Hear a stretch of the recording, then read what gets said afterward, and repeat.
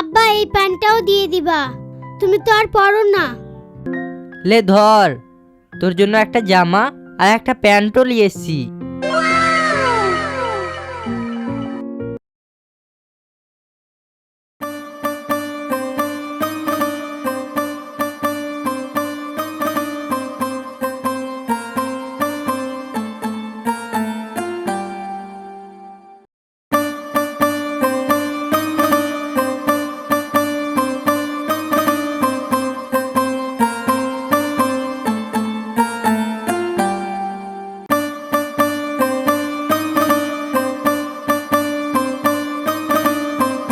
এটা বাইরেকার খ্যাপা আছে। বাড়ি কোথায়? ঠান্ডার দিন চলে এলো, গায়ে কিছু নাই, দেখে খুব মায়া লাগছে। বলছি বাড়ি কোথায়? বাড়ি নাই।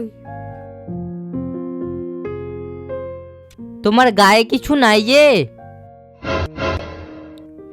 কেউ দেয়নি। তুমি চেয়ে নিতে পারোনি? আমি কারো কাছে চাইতে পারি না, দিলে দিবে, না দিলে না দিবে। দেখে মায়া লাগছে, আমার ওই গোলাপি জামাটা দিয়ে দিব। বলছি পাগল, ওই পাগল, বলছি আমি যদি একটা জামা দিই তো লিবি? হ্যাঁ লিব। আচ্ছা তুই এখানে বসে থাক, পালাবি না, আমি তোর জন্য জামা নিয়ে আসছি।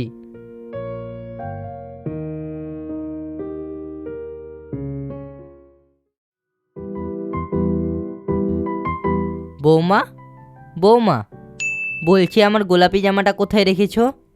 কোন গোলাপি জামাটা আব্বা? ওই যে ওই পুরনো গোলাপি জামাটা।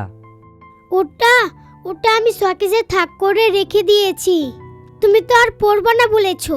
হ্যাঁ, আমি পরবো না, ওখানে একটা গরিব মানুষ বসে আছে, ওকে দিয়ে দিব। জানো বৌমা, মানুষটার গায়ে কিচ্ছু নেই, একটা গামছা পরে আছে। তুমি দাঁড়াও, আমি এক্ষুনি এনে দিচ্ছি।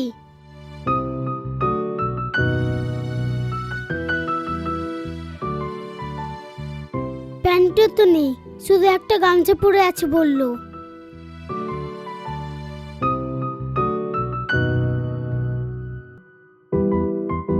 আব্বা এই প্যান্টটাও দিয়ে দিবা, তুমি তো আর পরো না।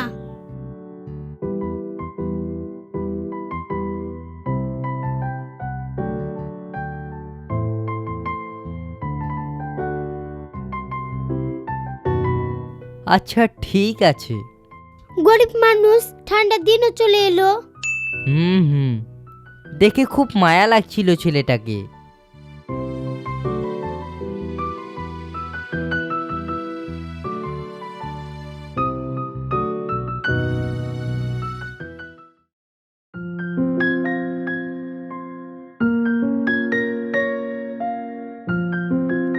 লে ধর, তোর জন্য একটা জামা আর একটা প্যান্টও নিয়ে এসছি।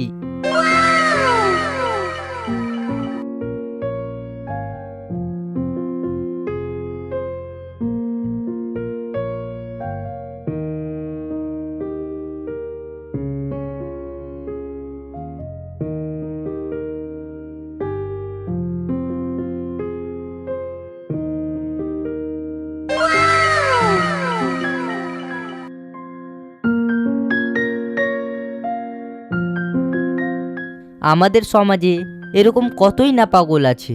আমাদের পুরনো জামাগুলো যদি এদেরকে দিয়ে এদের মুখে হাসি ফুটাতে পারি, তাহলে কতই না ভালো হয়। আসুন আমরা সমাজটাকে সুন্দর করি, এই পাগলদেরকে সাহায্য করে। পাগলের পাশে মাউনের বাংলা নাটক। ধন্যবাদ।